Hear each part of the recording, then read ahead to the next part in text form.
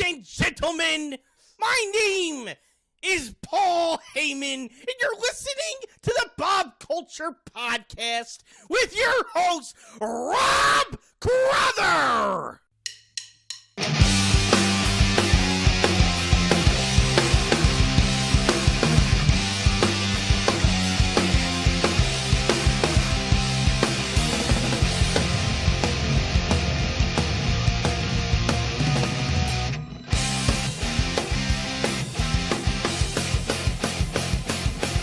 All right, everybody, welcome to this episode of the Bob Culture Podcast.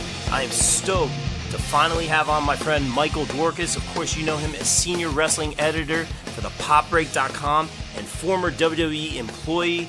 Mike, thanks for a few minutes, man. It's good to finally just sit down and talk to you about your time with WWE.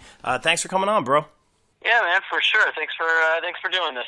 Yeah, no, thank you, man. I super appreciate it. You know, we were just talking a little bit, and I was mentioning, you know, like the WWE headquarters in Connecticut. That's like the wrestling homeland, but it's not really for fans, man. You've been inside there, man. Real quick before we get into everything, what's it like in there, man? Is there just like a bunch of like holy wrestling monuments in there? What's it like, or can you even tell us? Are you sworn to secrecy?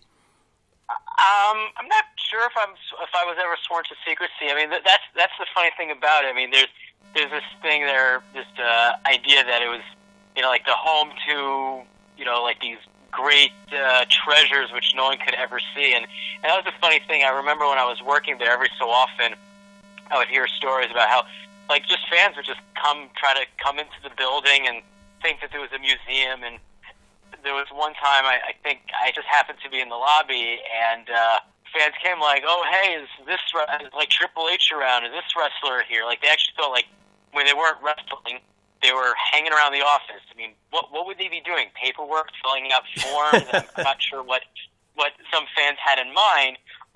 But although the truth is, when I was there was a gym on the bottom floor, and occasionally I imagine the wrestlers that live locally, they made use of the gym, and there were a couple of them I remember seeing, you know, use the gym, or obviously if they had any sort of business that they had to do in the office, that's when they would come there. But no wrestler sightings were, you know, it wasn't a common thing. I got you, man. But fans would actually try to get, I mean, like, I know there's no real fans allowed or anything like that, but fans would go to the parking lot or try to get through the gate or something like that? Well, actually, the way it was, the layout of it, I mean, there was a gated parking deck, which you had to have a pass to get in, but the main doors, the glass doors actually face the main avenue. So anybody, you know, could just pull up on the side or find another place to park and walk over and knock on the glass. I mean, they couldn't just walk in. I remember that, you know, they had the buzzer, the receptionist would call out, and basically I have to tell people there's no museum, no wrestlers walking around. No way. Nothing really to take photos of. It was, and that was the thing, it was a straight up office. I mean, if you didn't know it was WWE, you'd walk in and think it was just any other corporate office that you saw. No way, man. That's so interesting. I just remember like passing by it on the highway or whatever and seeing the big flags and the big building and all that stuff, man. So that's pretty cool though, man. It's really interesting. So let's start at the beginning, man. I wanted to ask you, how did you end up working for WWE? Were you a lifelong fan, and what did you study in college? Like, how did you get there? Yeah, it did start back in college when I was in Rutgers. I was in the school for journalism and broadcasting. Nice. Rutgers alum. Me too, man. Rutgers alumni. Yeah. There you go. That's right. Yeah, I graduated in 2003. Okay. And I, you know, in the program, and the advisor there, my go-to professor for everything was Professor Stephen Miller, and Steve Miller, basically, he was the inspiration for me to apply for an internship to WWE, because I was a wrestling fan, he was a wrestling fan. We would always talk about the business, and I was one of those students that always said, oh, I would love to do that, but nah, that would never happen. That's just a dream. And he would sit me down and say, you know what, Mike, if that's your dream, go for it. There's nothing to stop me. And we decided that we would apply for an internship, and granted, I was all the way down in New Brunswick. The office was up in Stamford. Yep. The commute would be rough, but hey, give it a shot. And sure enough, in my senior year at Rutgers, I got an internship. I went up, I interviewed, went through the whole process, and I ended up with the internship. So no way. That's how it began. Good for you. So That's amazing.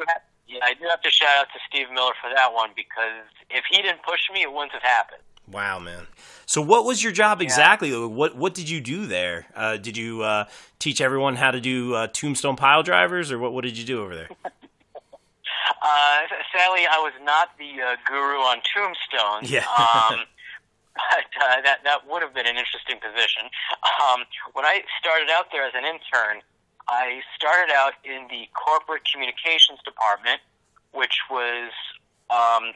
oversaw the community relations department. So interning there, I got a good handle of how marketing worked, how their corporate relations work, and the community relations, and how things such as the Make-A-Wish Foundation, other charitable activities were run and coordinated by WWE. And I got to tell you, that in itself was a rewarding experience, to see how WWE was able to do so many of these charitable contributions in these events. And again, beyond Make-A-Wish, from backstage signings with children from hospitals, or people with disability, or military veterans, the things that they did, a lot of that stuff you don't see on TV, you don't really hear about. So a lot of the things that they did, those are kind of the things that I always thought, man, I wish people knew more about this. Yeah, that's what it's all about, man. It was a lot of great work. I remember one of the things that we did, we would send out, when people would send in mail for things, and they would send out, 8x10s, little things like clothing, or maybe a T-shirt here and there. It was really a lot of good stuff that they were doing, and that was one of the things that I was very happy to be a part of, because when I was applying for the internship, I was there just to learn the business, and this was an aspect of the business that turned out to be one of my favorite parts. Really cool, man. That's what it's all about, man, and that's really awesome to hear that, man. I imagined it, in my mind, like, I feel like, because they always have, the future endeavored and all that stuff. I mean, this is obviously for the talent and all that stuff. In my mind, I always thought, it would be like really, really ruthless, but I guess it wasn't like that. No, I mean, I got to see, a different side of WWE, and you're right. Also, back in the early thousands, dirt sheets were considered the Torah, the Bible of wrestling. That people would believe the dirt sheets over what WWE would actually say. And it was weird, because being a fan, of course, I would read the dirt sheets also and say, oh my gosh, that's thing happening. But then having been there and actually seeing it, it gave me a pretty different perspective on the reality of it. People always have this impression that, it must be so tough, and the wrestlers are overworked, and this and that. And you realize that, especially for the charity and a lot of the other activities that the company did, a lot of the wrestlers went for it. Like, those are the things that they wanted to do as part of the celebrity of being in the WWE. There were guys like the Big Show and Mark Henry. Whenever there was some sort of charitable event, they were the first ones out the door. They jumped up and ready to go. You didn't have to ask them twice. Wow. Hey, more power to them. Those guys are awesome for that, man. But like I said, that's what it's all about. That's really cool to hear that from you. I had no idea. Like, obviously you see stuff on TV here and there, and it's it's just good press and all that. But it's good to hear that that's like a consistent thing behind the scenes. And that's the thing. I mean, working there, it was working for any corporate business. You have your routines, you have your the things you have to do every day, your daily tasks, and it was a great learning experience. Doing different things in the corporate department and marketing, and learning that business, but really the entertainment business as a whole, and how these types of departments function day to day. Was it like was it a lot? Like, was it overwhelming, or was it busy? Yeah, busy would be an understatement. Wow. I admit, and when I went there, I was one of those guys, like, wide-eyed, like, thinking, oh my gosh, it's the greatest thing, and it really was a great thing to be there.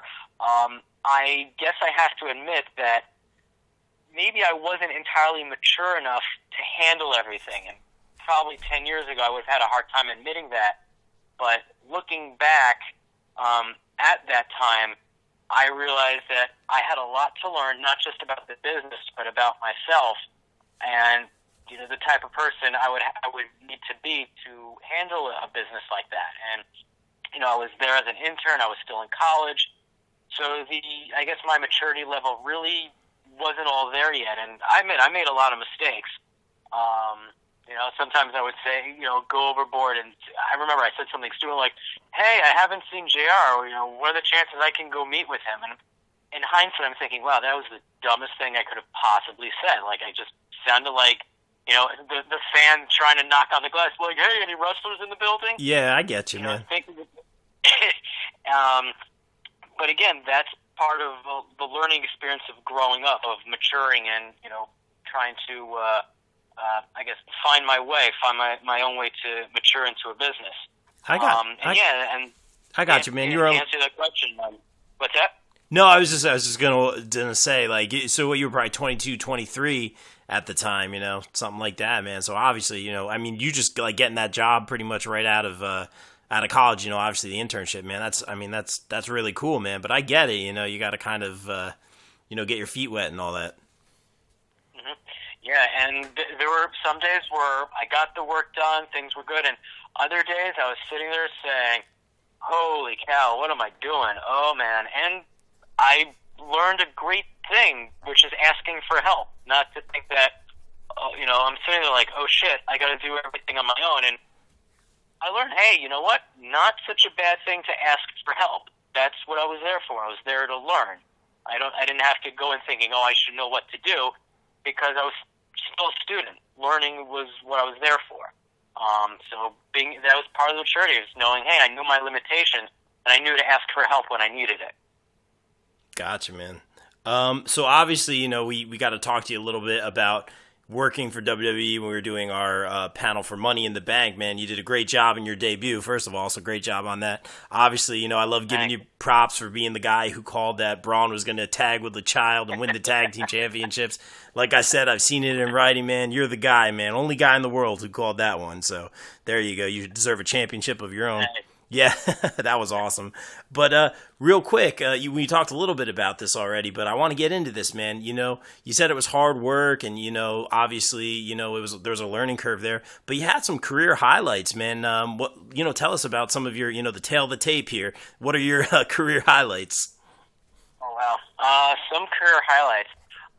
Well, there was a time when there was a wrestler, Heidenreich, and he was starting to get a push. And I had actually the real highlight was when I went from the corporate department to the publishing department with the magazine and the website, and it was time where I was doing a couple of the smaller columns, like my favorite match or some of the snapshots in the front of the magazine, that little snippets about each wrestler, and then it was time for me to do my own feature.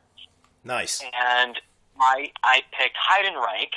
There was something about his character that seemed very interesting to me when he first came in. He was a big guy, tough guy, NFL background, and he was my first phone interview.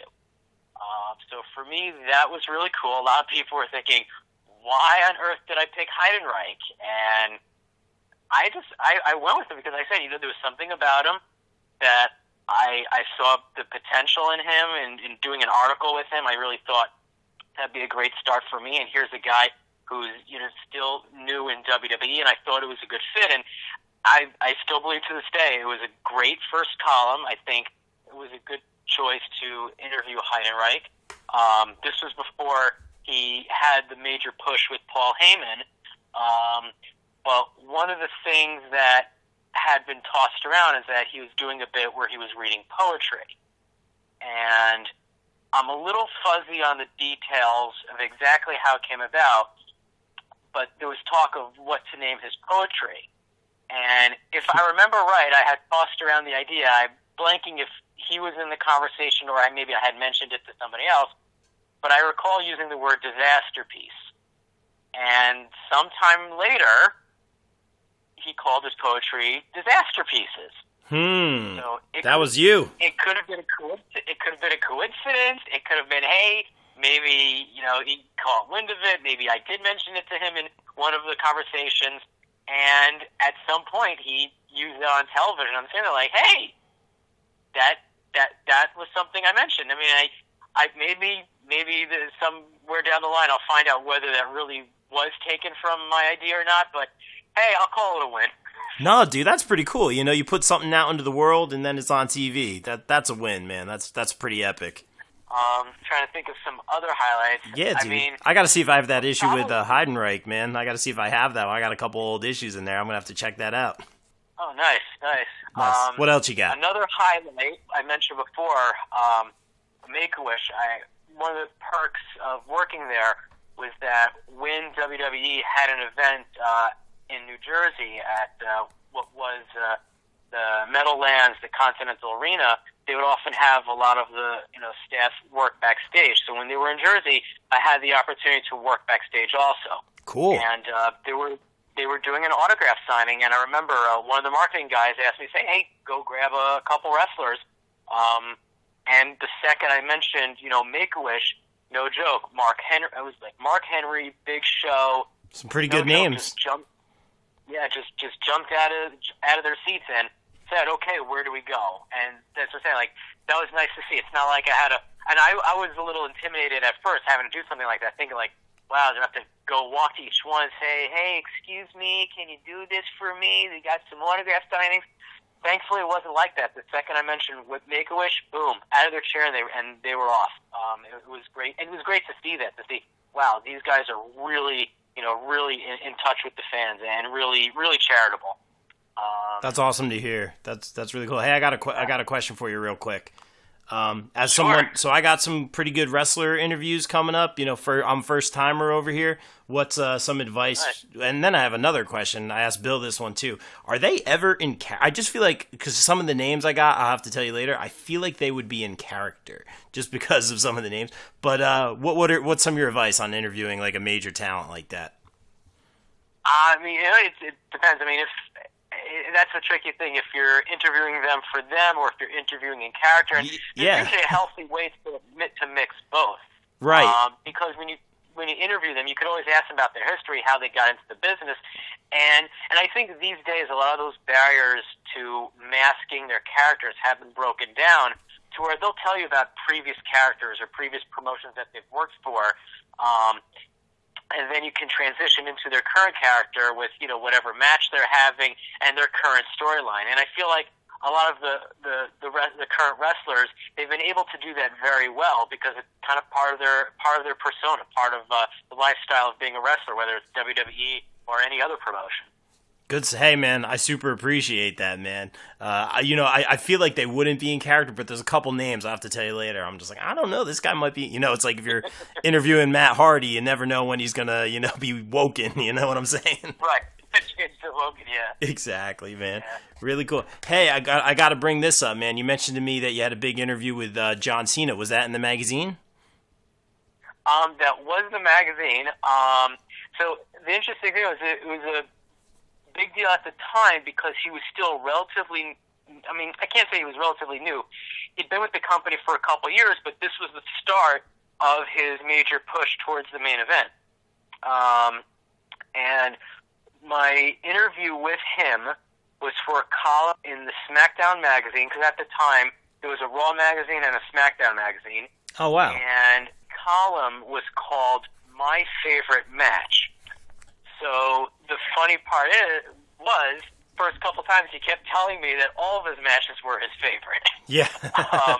So it was a little difficult to pin down one particular match with him. But then I think it might have been a match with Rey Mysterio that he highlighted. So I went with that one. Favorite. Nice, personal favorite.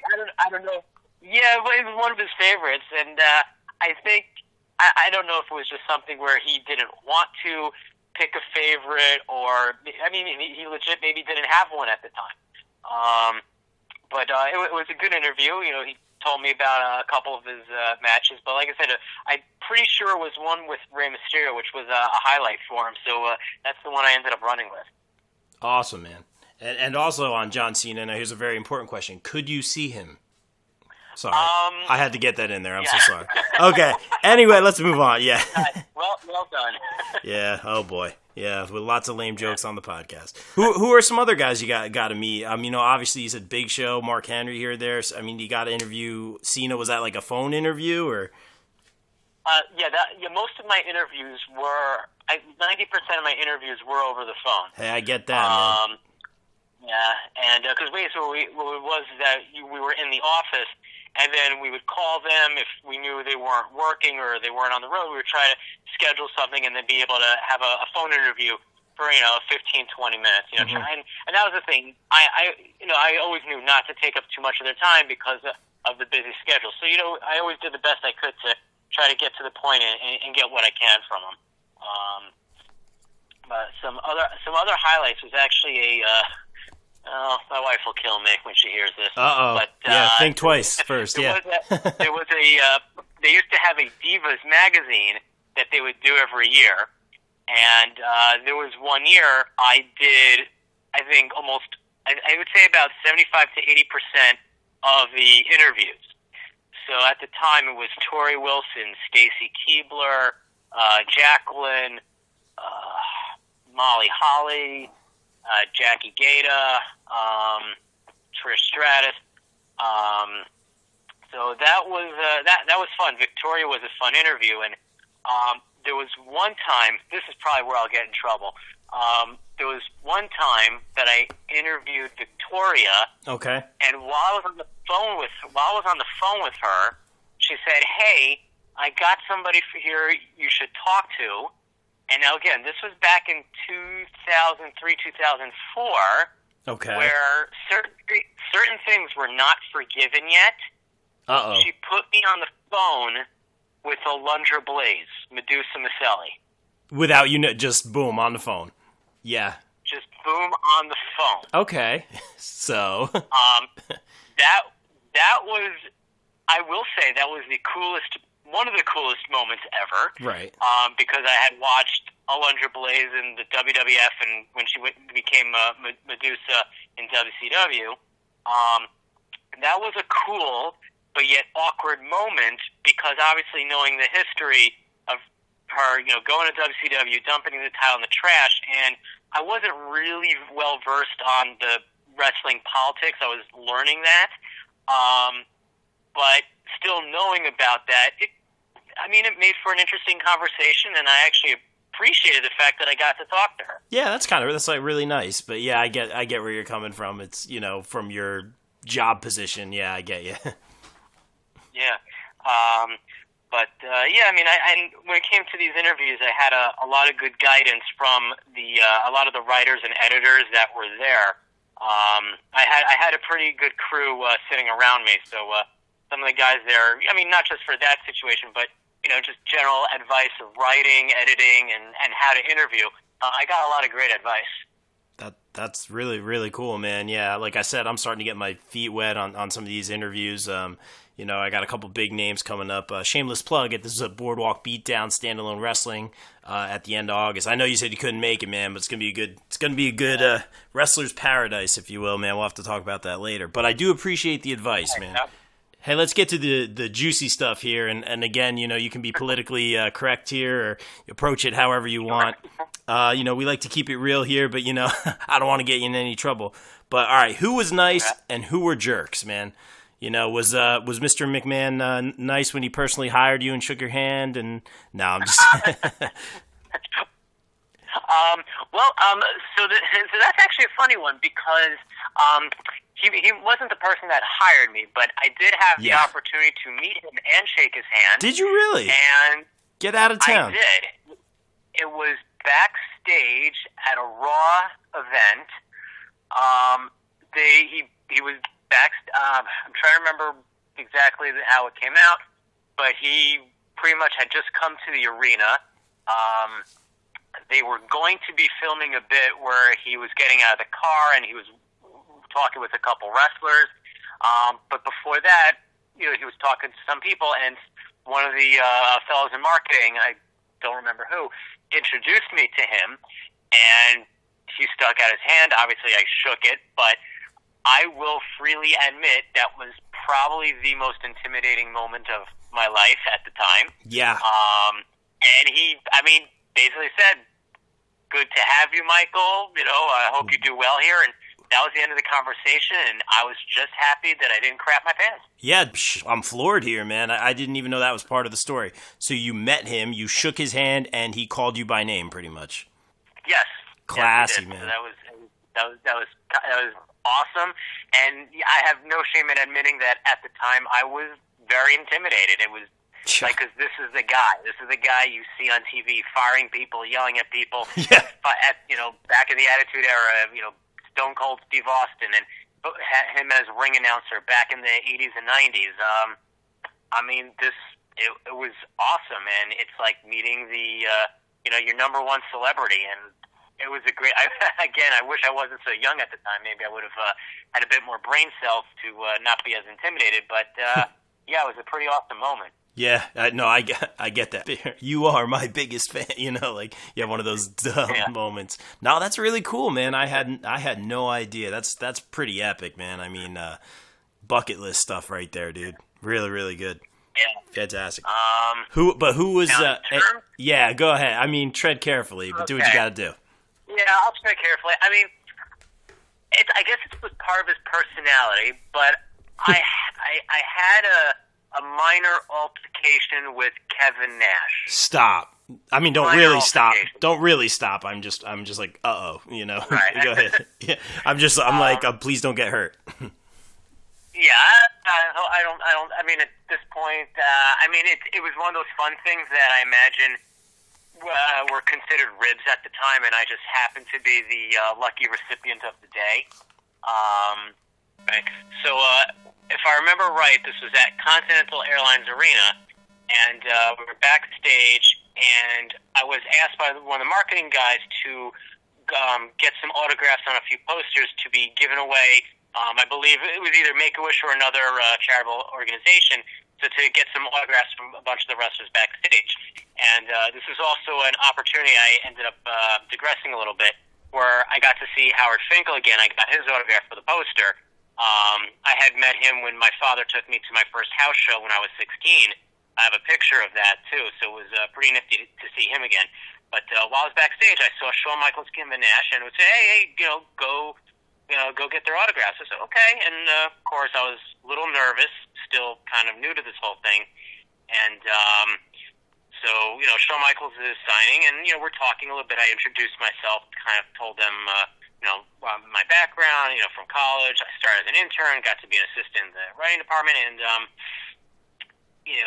Kevin Nash kind of looks down at me, all 7 foot of him, and he says, so if I ask you to go get me coffee, that means you have to go get me coffee.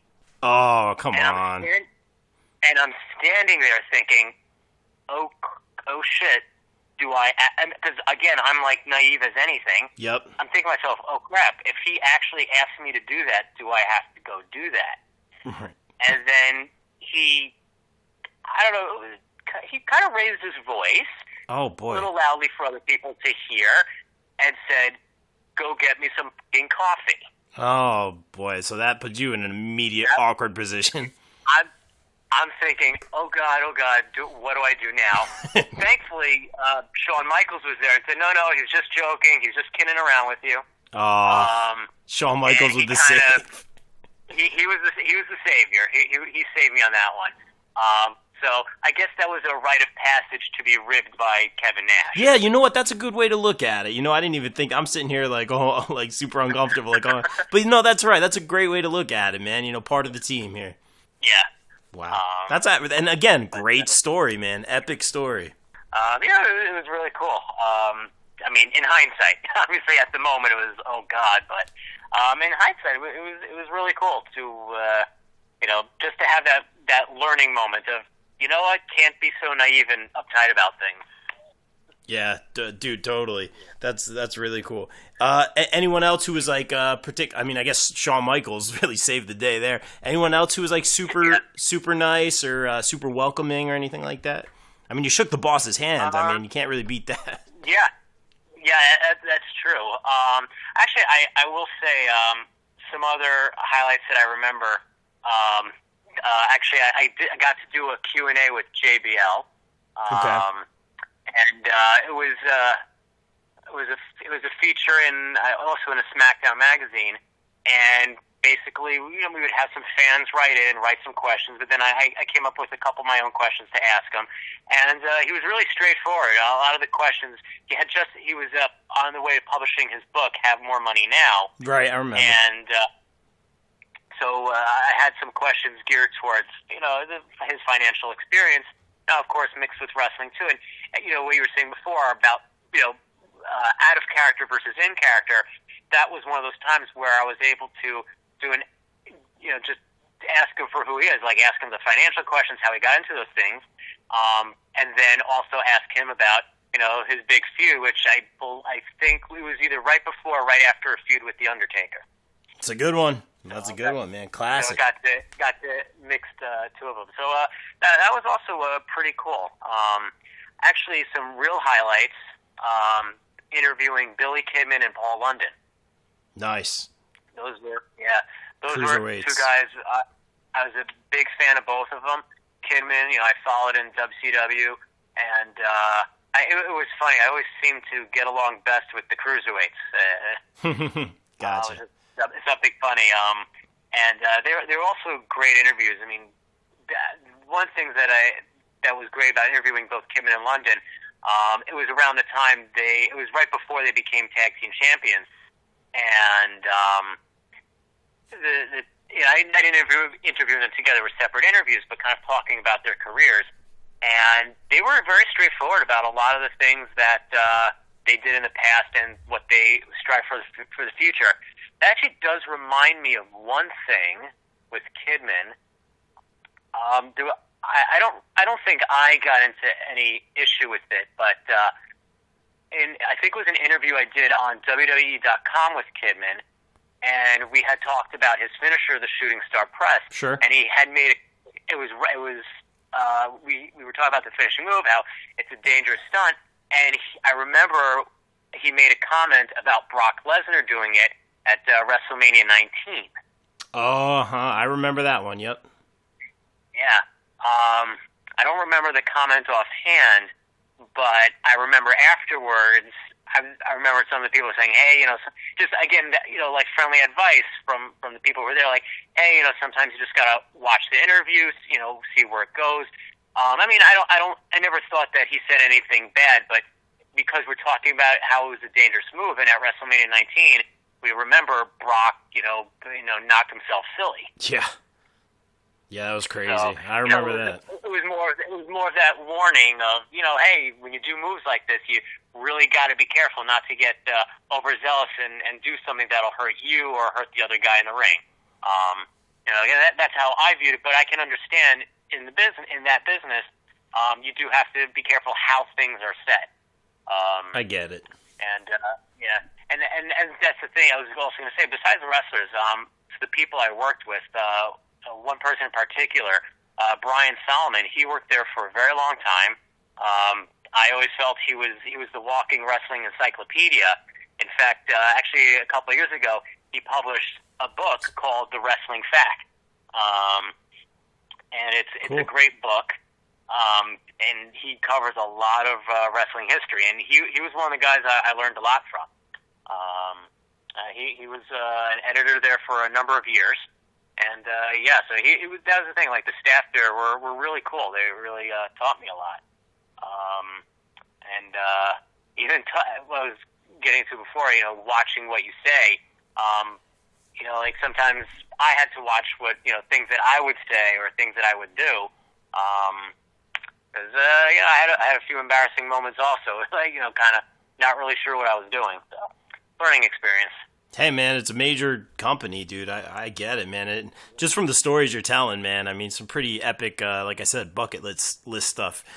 Shake the boss's hand, ribbed by Kevin Nash, How many people could say that, man? That's awesome. Right. So where did you want your career to go necessarily, man? Did you want to be a writer? Did you want to be, like, more involved with the shows? And was there actual, like, room for advancement where you were? Yeah, that's a big one to answer. At the time, I wanted to be a writer, but not just for the magazine or for the website. I had hoped that I could have been on the actual creative writing staff. Nice. At the time, it's funny because if this was something I was doing now, I would have felt that to be more realistic. In hindsight, if I was someone working in HR at WWE and I looked at someone like me, I would not have given myself the position. In other words, I was not mature enough, and I was not ready to handle a big enough responsibility like that. I came in thinking, oh my gosh, I'm going to do this. This is what I want to do.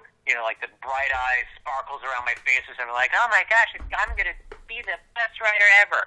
Yeah. I had a lot of learning and growing up to do, and I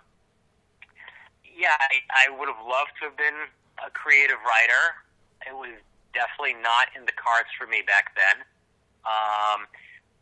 I also thought, I could be involved in TV production, having gone to Rutgers and studied that. But, at the time, writing was a big passion of mine, and that's something I wanted to stick with.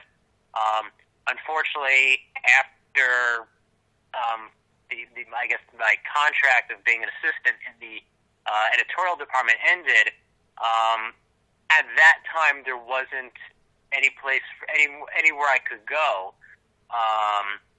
So it was decided that would be it for me. My time as an assistant and working at WWE was up, and who knows where the future would have led if that was a career I stuck to. I got you, man. So Vincent McMahon didn't come down to your office and give you the old "you're fired." I'm not going to attempt to do it, but yeah. That would have been cool, but no, yeah. that would have been funny though. You just hand in your resignation. Hey, can Vince come down and just fire me? I don't think that would have happened, but yeah. Yeah. Dude, you should. I always wondered that if when somebody got fired, did they play an audio clip of him saying that, or did he come down personally and do the whole "you're fired"? I mean, you never know. Yeah, man, I know that was my first thought, man. Would you ever go back and try to work not necessarily for the WWE? I mean, you can answer that as well, but would you ever go back and try to work for the industry again? Yeah. I would. I mean, I definitely like the career I have now as a psychotherapist. Oh, cool. But wrestling, that was my first passion. Working at WWE, I mean, that's the thing. To come at while I was finishing college, to be able to go right into WWE and stay there after I graduated, that was living the dream. That was ticked off the biggest box on the bucket list. It's one of those big dreams that I know people say, oh, it's my dream to get there. They have to work hard to get there. And I'm saying wow, I did this on my first try. Yeah, right out of the gate, man. But yeah, and that's the thing, knowing that I had a lot of growing up to do. I had to mature a lot. I can say at the time I probably wasn't ready to work full time there or progress in my career. But if the opportunity came up again, I would probably have a hard time turning it down. I love being a psychotherapist, but if for some odd reason WWE knocked and said, "Hey, we had a position for you," oh man, I would really have a hard time turning it down. I really would. Hey, that's interesting, man. I didn't think you were going to go that way, so that's really cool. And I'll tell you what, man, now that you're officially part of the podcast and the wrestling panel, we got some interviews along the way, man, so maybe I'll bring you in for one or two, man, and you can kind of show me the ropes, you know what I'm saying? Nice, man, thanks. No, thank you, man. I appreciate this. Really good stuff. And, kind of just not the working at WWE stuff, but, we always have you on the panel. We always like to get your opinions. Obviously, you're psychic, and no Braun Strowman's going to team with a kid. What do you think of the state of WWE right now in terms of just like the creative stuff and the storylines? You could do Raw versus SmackDown, or just in general going into SummerSlam. What do you think about everything? Is everything on point? Does it need a lot of help? I mean, different storylines vary, but what do you think in general? Yeah, Jer, right now, I'm a little, I'm not really sure what the future's holding right now. I'm a little confused as to some of the booking decisions. A lot of things. I mean, the last pay-per-view, and I try really hard not to bash pay-per-views because I try to find the good stuff in it. I try to find some highlights, but the last pay-per-view, I really struggled. I really struggled to find something positive to say about it. I mean, the matches themselves were not very interesting. I didn't feel that any storylines made any progress. The pre-show, the New Day versus Sanity, I think that was the top match of the show and of the whole thing. And that's the thing, when a pre-show match outclasses the main program, it raises a few question marks for me. Like, where did this go wrong? The Seth Rollins Dolph Ziggler match, that was a great match. But you can't really hold a pay-per-view to one or two matches. And I think the whole issue on Raw with Brock Lesnar having been absent for so long, no Universal title, and nobody cares that Brock Lesnar has been the longest reigning champion. I mean, WWE, they don't even mention it because, how can you really call yourself a champion if you're not present? I've talked with some people who say, well, back in the 80s and the 90s, the champion didn't defend every week, which is fine. I don't need the title to show up every week, but at least for the big events, for the big pay-per-views. Yeah. And I always remember in the 80s and 90s, and even in the mid-90s, early 2000s, even when the title wasn't defended, the champion was at least on screen, cutting a promo or some sort of segment. But, I've lost count how many months now. At least since WrestleMania, there's been really little to no involvement from Brock Lesnar. We've gotten some Paul Heyman interviews and promos in the ring. Yeah. But I really feel like the Universal title's just become forgotten. That's the word. I hate to say that the intent, I'm sure the intent was to make the Universal title somewhat prestigious by having a UFC champion hold it. But I honestly feel that right now it's had the opposite effect. Yeah, it's like, and forgotten is the key word. It's like Matt said when we did our Money in the Bank, the Anti-Smark, our friend Matt, he said, they give it validity, by putting it on Lesnar, and, they wanted, make a name for that title. It had been on Goldberg and obviously Finn for a little bit, Owens as well. But it's out of sight, out of mind, It's going to be forgotten. What is it worth? What are these guys fighting for? And are they going to try to make Lesnar hold that and the UFC title? Obviously, if he gets it at the same time, is that the plan? Or are they like, we've gone too far with this? Is someone going to get this title? I don't know how they're going to approach it. How would you approach it, man? Get it off of Brock, or should he have both titles? What do you think? Yeah, that's the thing, because I feel the Universal title has been so devalued at this point. Even if he held the title for longer and went and held the UFC title, no one's really going to care that much. I just feel like the fans are burned out of this. Where's Brock? All right, well, we don't care now. So he could show up wearing the UFC title, and guess what? People will care about the UFC championship and not the Universal title. And I think if I were in the position, I would say Brock should drop the title. I know we're going to get into Roman Reigns territory because that's not who he should drop it to. He should drop it to somebody who the fans would appreciate holding a main event title. It could be Seth Rollins, could be Finn Balor, could be Braun Strowman if he cashes in. It has to. Look, it could be Elias. Believe me, I think the fans would love it if Elias held the title. It would be a shock of the century. Yeah. With the way they're booking now, they've basically booked themselves back into a corner where now we're getting Roman Reigns, Bobby Lashley 2 in the span of 2 weeks. Yeah, that was odd. Yeah, I'm not sure where that's going. I have some ideas, but I get what you're saying. Yeah, and they just had Bobby Lashley go over Roman Reigns at Extreme Rules. So what will probably happen, I could be wrong, but what will probably happen is that when Bobby Lashley and Roman Reigns face each other next week, the announce team will be pushing the fact that Roman Reigns lost to Lashley, that Lashley overcame everything and put the big dog down. And then when Roman Reigns gets the win on Raw to face Lesnar at SummerSlam, it'll be, oh my gosh, Reigns with the upset. He overcame Bobby Lashley. He evened it up. And that's how they're going to try to push Reigns. And when it comes down to Reigns versus Lesnar, I don't see a friendly crowd on this one. I see a very hostile crowd. Yeah, and you can understand why. It's been too long. We've been there, done that. You don't see a triple threat by any chance? Like any shot at a triple threat with Lashley in the mix, or nah? A triple threat would not surprise me because I think that's the way to go. It's a way for them to protect Lesnar, that he doesn't have to be the one to get pinned. Yeah. They could always have Strowman cash in his Money in the Bank and pull something where Reigns maybe is about to beat Lesnar, Strowman cashes in and makes it a triple threat.